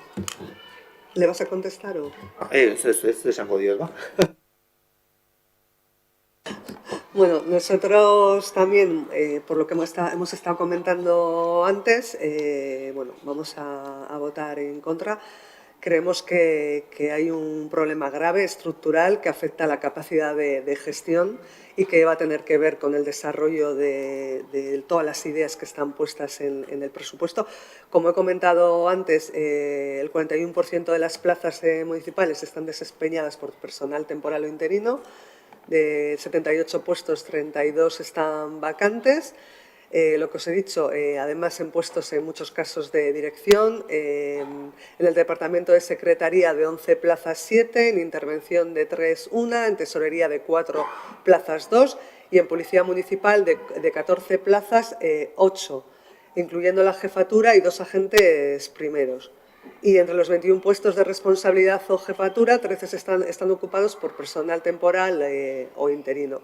Nosotros sí que detectamos aquí que las consecuencias más directas, pues que es que debilitan la capacidad de dirección y coordinación, ralentizan la tramitación administrativa, incrementan el riesgo de errores y reparos, porque consolidar el conocimiento y al final el hecho de la interinidad, pese a que sean personas capaces, pues hace muchas veces que la experiencia pues no quede reflejada y que no se avance lo que se tiene que avanzar de rapidez. Genera, por tanto, vulnerabilidad, deteriora la calidad del servicio y limita la capacidad del ayuntamiento pues, para afrontar lo que decíamos en los presupuestos, ¿no? Los grandes retos estratégicos.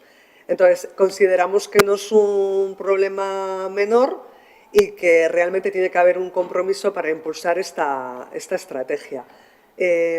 Además, y uniéndolo a los presupuestos, teniendo en cuenta que el hito un poco estratégico, ¿no?, que más se plantea es el desarrollo por fin del Plan General de Ordenación Urbana, tengo que reconocer que me he dado cuenta un par de horas antes de venir, pero me preocupa bastante el hecho de que, por ejemplo, la figura de la responsable, el puesto de trabajo de responsable de arquitecto, teniendo en cuenta que se va a desarrollar el plan general, aunque se va a externalizar, pero al final también hay que coordinarlo, hay que de alguna manera hacer actuaciones sobre él, pues figure al 75%.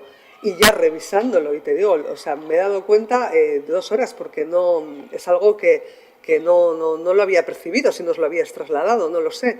Pero en todo caso, entendemos que requiere es el único puesto de responsable, que está al 75%, y quitando algunos puestos que son del Herriantxokia, que no está todos los días en funcionamiento, y quitando la técnico de igualdad, pero que está compartiendo también otra tarea, por lo tanto está 50-50, es el único puesto que está al 75%. Entonces no entiendo realmente con el trabajo que viene por delante cómo ese puesto está así, ¿no?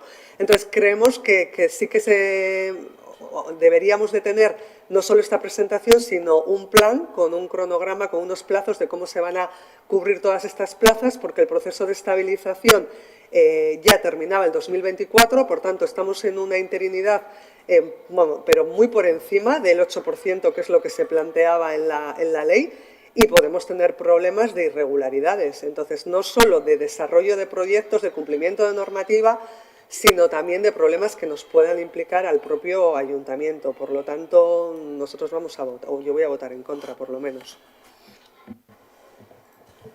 Nosotras vamos a... ¿vas a responder? Bueno, nosotros vamos a apoyar la propuesta.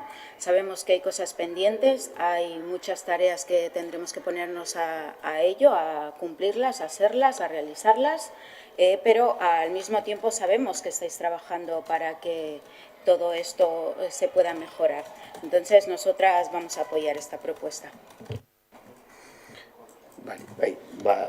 Eskerrik asko denei, hor, ana bakarrik gauza batzuk aipatzearren, alde batetik nik uste hemen aldarrikatu behar dela, zuk egin duzu irakurketa bat, zilegitasuna dela, baina momentu batean adieraztea eta hemen publikoki udalaren jarduna, postu batzuk interinoki beteta daudelako zalantzan egon daitekela, nik hemen benetan gonbidatuko zintuzket egun batzutan hemen egotea, hemen dauden langile guztiak, egia da gero egonkortzean eta bere arazoak ematen ditula, baina irakurketa hori, iruditzen zait pixkat,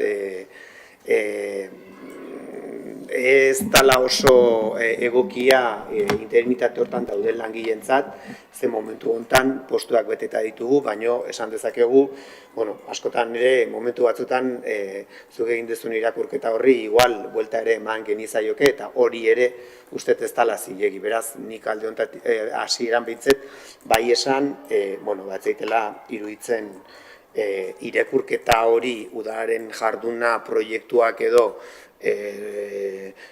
kinkalarrian egon daitezkela postu horiek horrela o pertsona horiekin hornituta daudelako, nik alde batetik esan nahiko nuke, horrek inorrek ez dukentzen egonkortasunean horrek daukan eragina, baina hortik irakurketa bat egitea, ze horrek bestela esan genezake azkeneko hamarkadetan udalontan egindan guztia kasi iaia ez dula balioz, nik uste interinitate horiek eduki ditugula. Eta egonkortze prozesua aipatu duzu, eta nik esan dut desegonkortzea desastre bat izan dalako, oraindik ere pairatzen nahi gea, ze gertatu dan, ze egonkortze horrek kasu askotan ekarri du postu horiek oraindik ere desegonkortzea, pertsonak egonkortzea baino ez erakundeak, ez udalak, ez diputazioak, pertsonak egonkortu dira eta jarraitu dute Ordiziko udaleko plaza, Tolosako udaleko plaza, Diputazioko plaza eukitzen, poltsikoan, eta gu jarraitzen dugu arazo berdinarekin. Eta hor ere, aipatu dituzu, zuzendaritza edo postu garrantzitsu horiek, eta hor ere, gogoratu behintzet, idazkaritza, kontu hartzailetza eta diruzaintza postuak, ez ditugula guk hornitzen, ez dago gure esku. Eta lehen egin dezun beste irakurketa hortatik, hitz egingo dugu, ez dakite buruak eta nola atera dituzun, baina benetan, ziurren igual, ondo gauden esparruan hori izango da, sailburu gehienak, esango nuke, momentu enten baditugula karrerako funtzionario izaerarekin. Bukatzeko ez dut honi buruz hitz egin dugu tokiko gobernu batzordean eta hitz egingo dugu iregintzea arduradunaz, baino gonbidatzen dizut ez legegintzaldi hau, aurrekoa eta aurrekoa ikustea, hemen onartu ditugun lanpostu zerrenda eta plantilla organiko guztiak ikusteko nola egondan orain arte irigintza arduradun postu hori. Beste batean eta pribatuan hitz egingo dugu hori zergatik egondan eta zergatik mantendu dan hainbeste denboran nahi baldin badezu.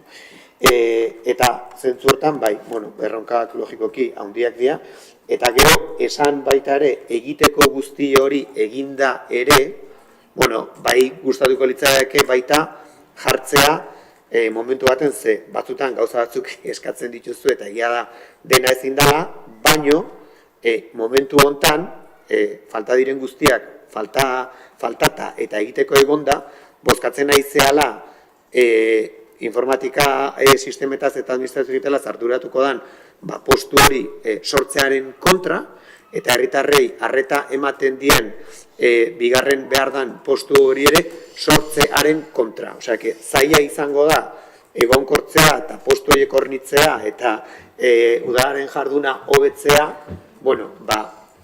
batez ere, eta hitz egin du beste foro batzutan, udalantzat estrategikok dien bi postu horiek, batez ere administrazio digital eta sistema informatikoena, horren sorrenaren kontra ere bozkatzen baldin badegu. Bueno, zorionez, bozka daukazu eta ez du balantza alde batera edo bestera eramango, eta bozka protesta bezala ulertu dezakegu, baina momentu batean ere ikusita zertaz hitz egiten nahian, zenbat denbora hitz egin deu honi buruz foro ezberdinetan, arduragabekeri pixkat edo kontraesan pixkat ere sortzen du, ez? Zezuk ez du betetzen, zuk eskatzen duzun hori guztia, baino zati bat bai, eta hor esaten nahi gana da, RPT honek egiten ditula bi postu horiek sortu, langileen berariazko osagarriak eguneratu aurten gora, eta egon dien aldaketak, bakanteak edo txukundu, hori da planteatzen duguna, eta hori da aldatuko dana. Hortik haratago gauza asko daudela egiteko, noski baietz. Bueno, en lo que planteas, es que esto es un mare magnum. O sea, no se presenta por separado la creación de esos dos puestos, porque si se presentara por separado que se crean esos dos puestos, votaríamos a favor. O sea, yo lo que estoy votando es en contra, en este caso, de cómo está todo organizado, o sea, y cómo está ahora mismo el sistema. Respecto a lo que estás diciendo de que los interinos pueden ser muy competentes, yo no lo pongo en duda. No es una crítica a las personas interinas, para nada.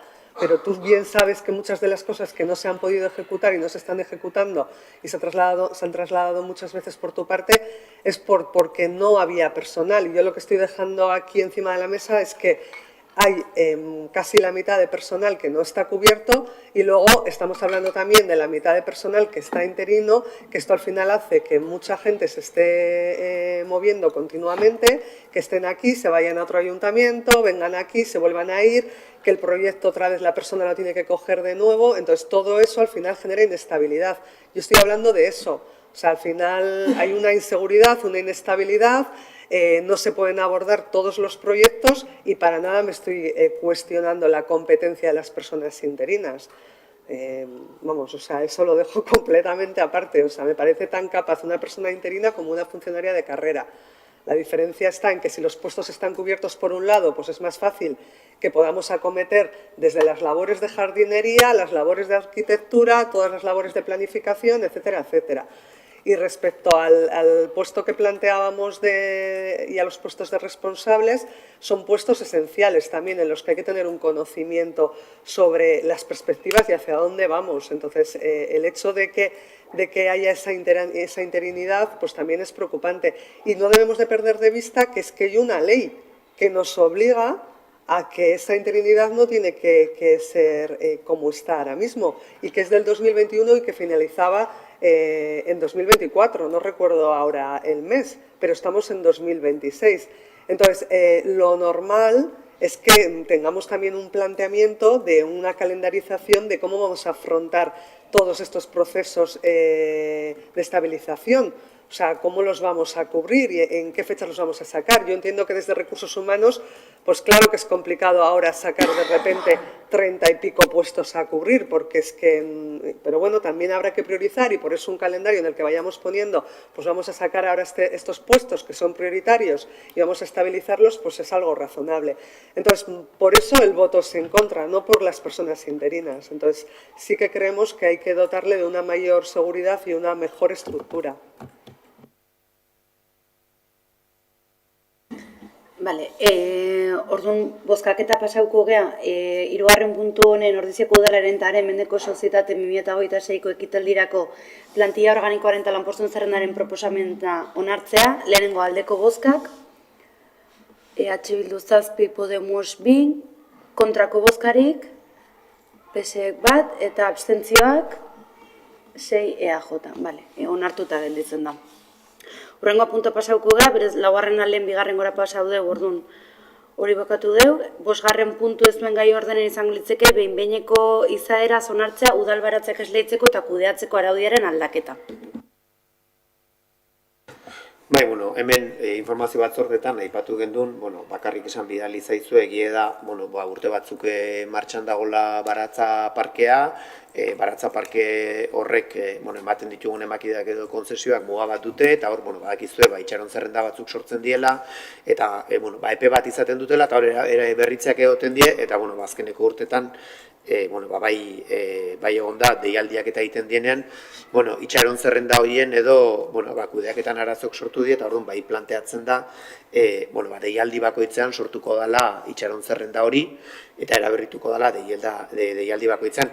Planteatzen da artikulu horren aldaketa, baina lurralde batzordean azaldu genizuen bezala, egunerokoan eta kudeaketan, baratzen kudeaketan eta esleipenetan, antzeman dian arazoak konpontzeko zuzenketa bezala. Besterik gabe da hori planteatzen dizueguna, araudi horren aldaketa txiki hori.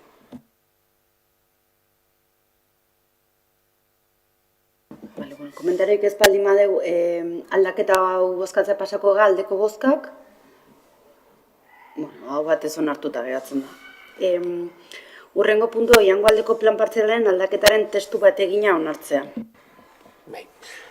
Puntu hontan, komentatu, abenduko osoko bilkuran, bai onartu zala behin betikoz plan partzialaren aldaketa Oiango aldekoa, baino onarpen horrek bi baldintza zitula. Alde batetik, aurkeztutako alegazioetan, bai partzialki onartu zalako tokiko zuzkiduren inguruan justifikazio hori edo egitea, eta batez ere ez hainbeste plan partzialari zegokionez, baino tramitazioa bikoitza izaten da ingurumenari dagokiona eta urbanistikoa, eta esan dezagun bukaeran biak bat egiten dute, eta onartzen den plan horrek txertatu behar du ingurumen txosten horrek esaten duna. Orduan, onarpen hori baldintzatua izan zen, zegoen dokumentu hortan txertatzeko alde batetik ingurumeneko baldintza biek eta tokiko zuzkiduren justifikazio hori ez.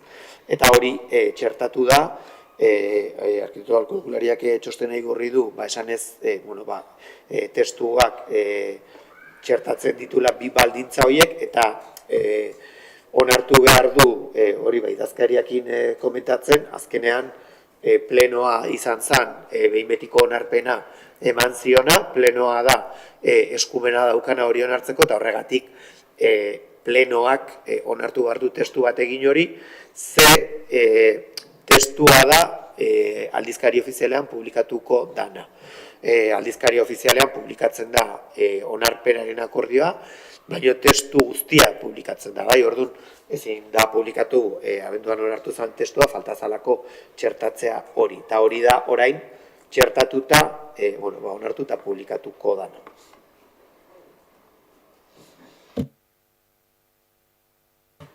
Nosotras en diciembre, cuando se trajo la aprobación definitiva de este plan, la modificación de este plan para aprobación definitiva, nosotras votamos en contra y lo dijimos en su día, porque creíamos que no únicamente era la modificación del plan, sino la modificación de alguna manera del rumbo que estaba tomando Ordizia en cuanto a este tema. Por tanto, nosotras vamos a votar en contra. Sabemos que es un tema que viene aquí por formalidad, pero nos vamos a mantener en ello y vamos a votar en contra.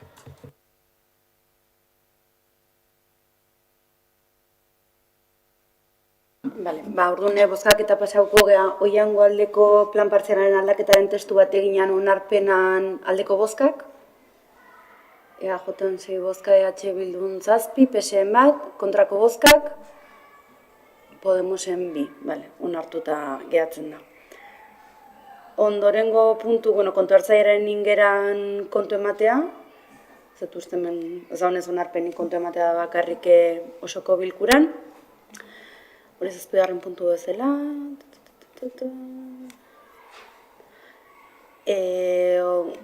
Urtarrian zehar alkatetzak sinatutako ebazpenen kontu ematea baita osoko bilkuran.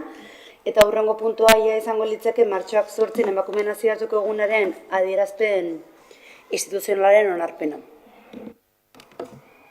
Dakizuen bezala, Honako adierazpen hau herritarren batzorden komentatu genuen, lehenik eta behin eudeleko proposamena jaso genuen eta hona dakarkigun hau danon ekarpen eta aportaziokin elkarrekin osatutako testue da. Guretzako hau esatea garrantzitsua da, balio handi ematen diogu olako gai garrantzitsutan, adierazpen bateratu eta elkarrekin landutakok ekartzea.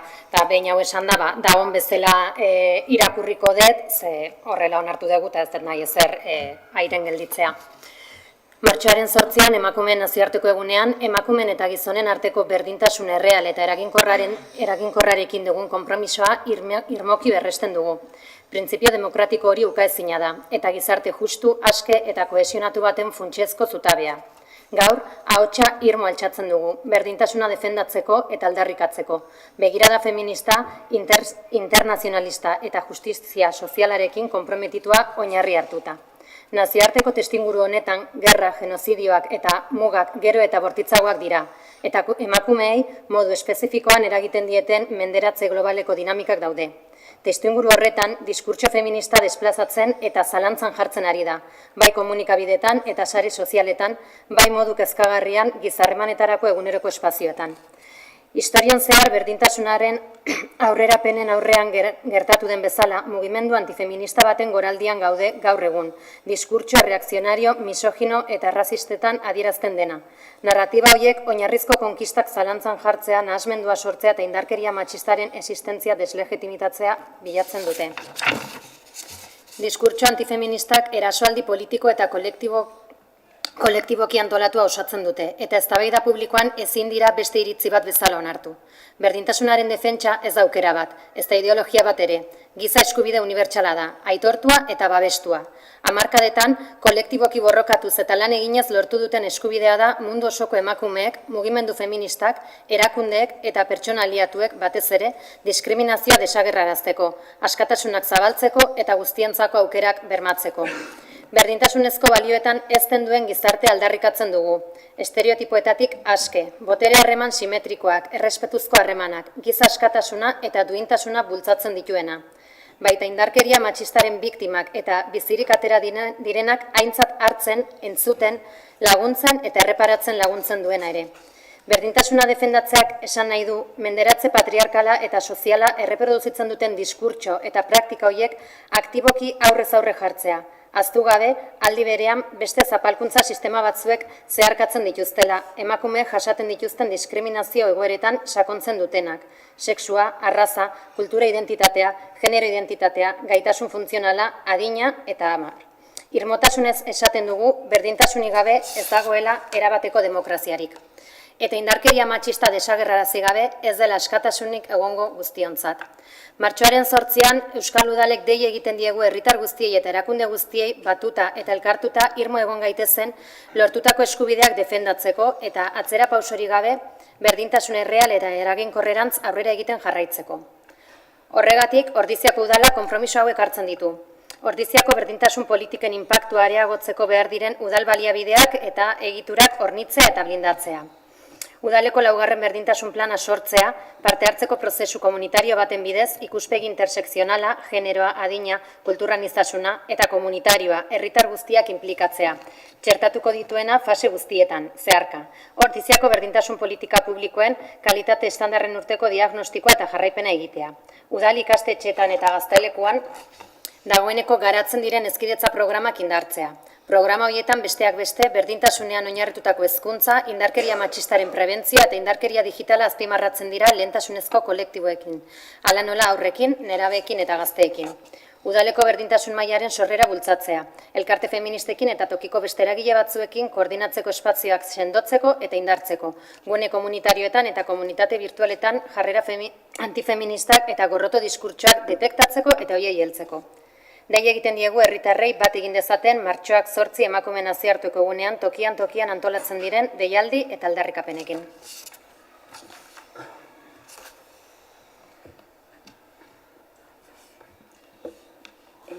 Inok ez baldin badauke beste komentatzeko adierazpena akordioan alde bozkauko du, aldeko bozkak? hau batez onartuta geratzen da. Eta azken aurreko puntue, galdegarregun aurretik, udal talde sozialistak aurkeztutako mozioa ordiziako bidegorren eta mugikortasun pertsonaleko ibilgailuen erabilera arautzeko eta bizikleten segurtasuna hobetzeko izenburu duena.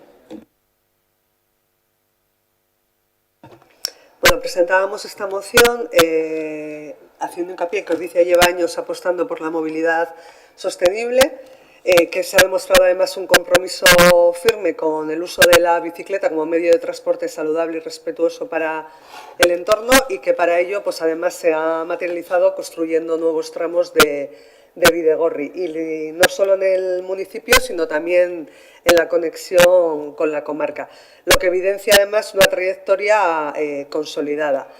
Ha habido inversiones además importantes, no solo del Gobierno municipal, sino también del Gobierno de España a través de concesiones y subvenciones alrededor de 500.000 euros para poder mejorar esta red y a través de la Diputación Foral, como también hay relación intercomarcal, también ha habido planes territoriales de conexión. Estas inversiones nos han permitido avanzar hacia una red más continua y funcional. Sin embargo, el aumento de bicicletas y de VMP, bueno, los vehículos de movilidad personal, por ejemplo, como los patinetes, pues exigen nuevas normas y por eso hemos planteado esta moción. La normativa estatal obliga a que, por ejemplo, los patinetes circulen por calzada o carril bici, pero prohíbe su uso en las aceras, lo que hace imprescindible que hagamos una ordenanza municipal clara en este sencillo. Entonces, no pretendemos con esta moción prohibir ni limitar la movilidad, sino realmente dotarnos de unas normas para poder evitar conflictos y accidentes. Además, entendemos que existen puntos conflictivos que requieren de intervención. El documento, además, pues menciona tramos compartidos donde a veces la convivencia peatón-ciclista pues, se antoja compleja, con cruces con visibilidad reducida, velocidades inadecuadas y bueno, no saber en este caso también muchas veces eso, quién tiene prioridad. Entonces, es algo que es fácilmente reconocible y entonces lo que nosotros proponemos aquí permitiría actuar de alguna manera con criterios profesionales sobre estos problemas. Sí que tenemos que recordar que de alguna manera la ordenanza municipal es la competente pues, para definir velocidades, zonas permitidas, esas obligaciones en cruces, requisitos de iluminación, dar seguridad jurídica a los usuarios, acometer en este caso en el municipio pues, la iluminación que sea pertinente, las anchuras, los radios de giro, a realizar campañas de sensibilización en cuanto a los comportamientos, abrir un canal estable de ciudadanos. Bueno, en todo caso, lo que intentamos hacer es que todo quede regulado de una manera segura, ordenada y compatible con los derechos de todos. Y para todo ello, pues lo que pedíamos es que viniera a pleno para el compromiso de realizar una auditoría técnica de seguridad de la red de Bidegorris, que incluya pues, estos temas que he mencionado, homogeneizar y reforzar la señalización, elaborar esa ordenanza municipal, mejorar la seguridad física de los tramos más sensibles, impulsar esas campañas de sensibilización, la participación ciudadana y, por último, coordinar esas actuaciones con la Diputación Foral de Guipúzcoa y con los municipios vecinos.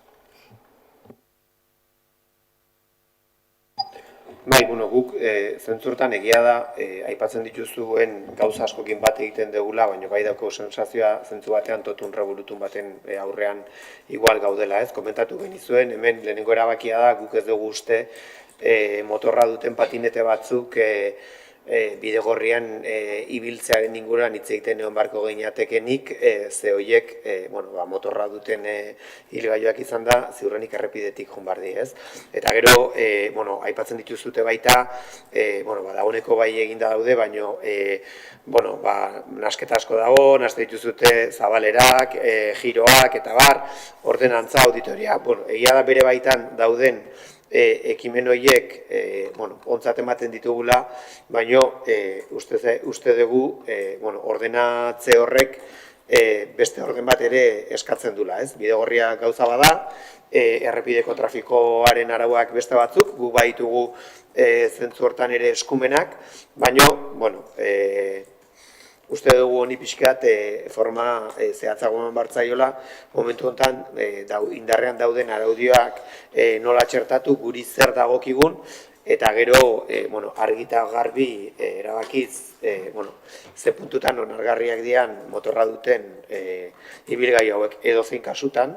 Horregatik, abstentziora joko dugu ze bai uste dugu logikoki badala geroz eta gehiago sortzen ari den arazo bat, oinezkoen arten, eta nik zentzu hortan bai uste dut, zuk aipatzen zenuen, ez dala debekatzea hitz egin behar.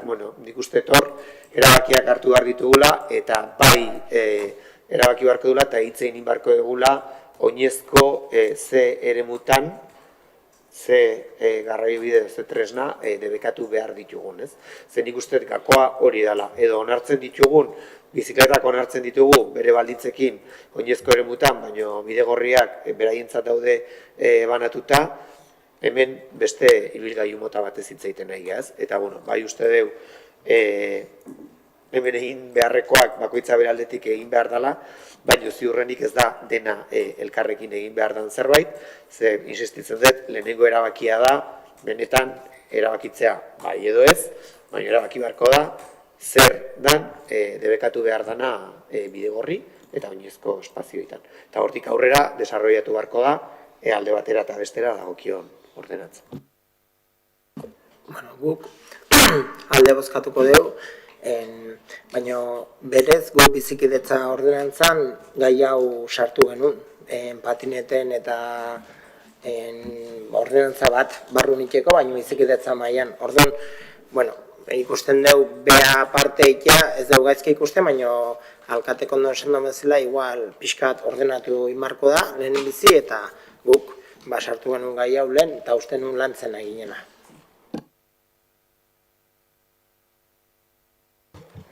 Nosotras compartimos de alguna manera lo que ha comentado el alcalde. El documento sí que trae muchas cosas. Habla de algunos temas. Por ejemplo, hay un párrafo en el que menciona la ayuda del Gobierno de España y aterrizan 500.000 euros en el Ayuntamiento de Ordizia como por arte de magia, cuando este ayuntamiento ha trabajado para poder beneficiarse de esa convocatoria. Recuerdo que se contrató a una asesoría para poder optar justamente a ello. No sé, nos parece como una especie de una publicidad engañosa, si se puede decir, así es ese párrafo o esa redacción. Luego también menciona puntos negros, no sabemos si hay puntos de otros colores. Seguramente se está refiriendo a puntos conflictivos o a puntos de visibilidad reducida. Pero, sin embargo, estamos de acuerdo. Es un tema en el que este ayuntamiento tiene que trabajar. Tenemos que construir entre todas y todos una ordenanza. Y sabemos que estamos facultados para decidir por dónde tienen que movilizarse estos vehículos de motor personal y desde esa perspectiva nosotras estamos dispuestas a apoyar y a trabajar ese documento como tal. Bueno, las subvenciones son subvenciones, no son magia. Entonces, bueno, trabajemos en hacer las ordenanzas de manera diferenciada. Yo creo que es importante que nos dotemos de unas herramientas para poder convivir y para apostar por los sistemas de movilidad sostenible, pero con unas normas claras. Y sobre todo también me parece importante recalcar, que además no lo he dicho, que uno de los puntos importantes también es proteger a las personas vulnerables, que quizás son las que, bueno, pues en algún momento dado pueden estar más despistadas con, por ejemplo, este uso de patinetes que muchas veces va a velocidades bastante rápidas y que ni siquiera les ven venir a veces o les oyen venir. Entonces me parece muy importante que de alguna manera avancemos, ¿no? Que hagamos esas auditorías, que establezcamos dónde podemos incidir para la mayor seguridad y que establezcamos pues, los límites donde haya que establecerlos, ¿no? Entonces, pongámonos de alguna manera de acuerdo y lo pongamos en marcha. De manera diferenciada puede ser la manera.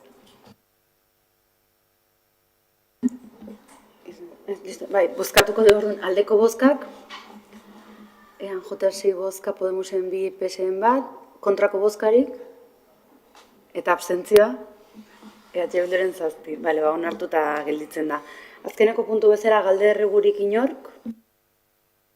Nik bai, brevementian, aurreko puntuakin lotuta, baina, bozkak eta iritsi bartzen, zalantza bat suertatzen zait. Guain dela gutxi, ustet, sartu zala agindarrean patineteekin eta normatiba berria eta exigitzen zuna okerezpan hau seguru, responsabilidad zibil segurua edo, hori udaltzaingoa kontrolatzen hasita dago edo zerbait, nola dijo asunta?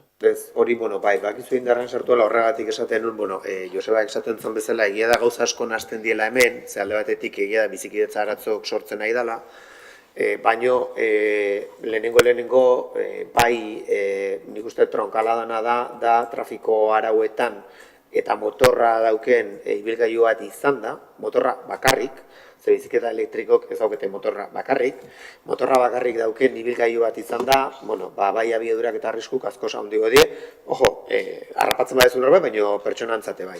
Eta orduan, bai horregatik, bai da zehazki argitzea trafikoaren arautegia badakizue estatala dela eta orduan hori nola txertatzen dugu guren eta gero gure trafiko ordenantzan baita oso garrantzitsua dela nola txertatu. Orduan horregatik esaten nun garrantzitsuna dela momentu honetan banaketa hori itea alde batetik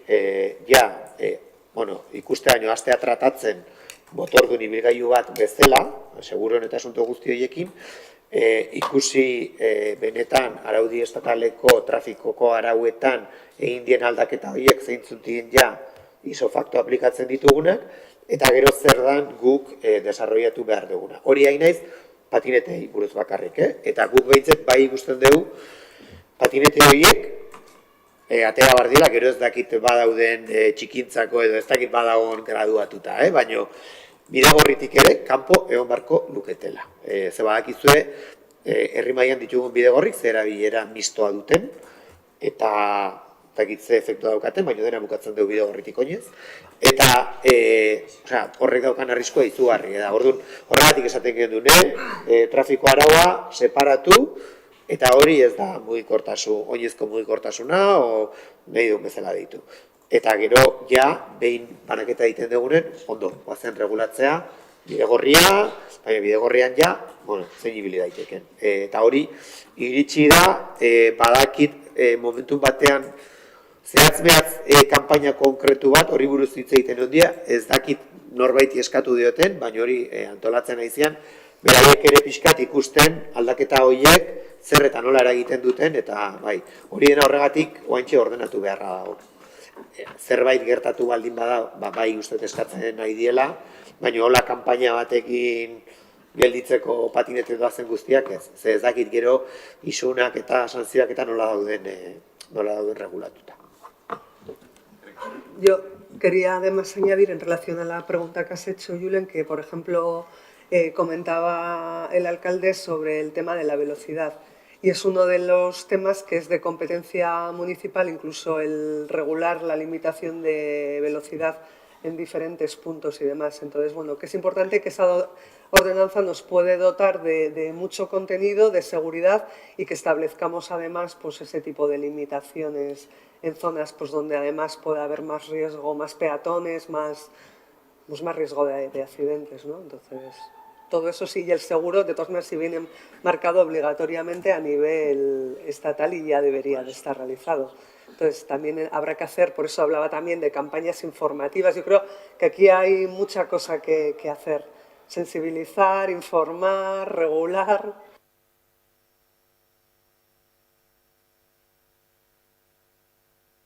Bale, bardune amaitutzat emango dugu osoko bilkura, txaldeko 8 elarduen gutxita. Eskerrik asko denai, eta orduen jarri behar da. Eskerrik asko denai, eta hasieran esan deten bezala, mi esker talde guztiri eta denai erakutsitako jarri behar. Garazi eta garazi. Gracias. Eskerrik asko.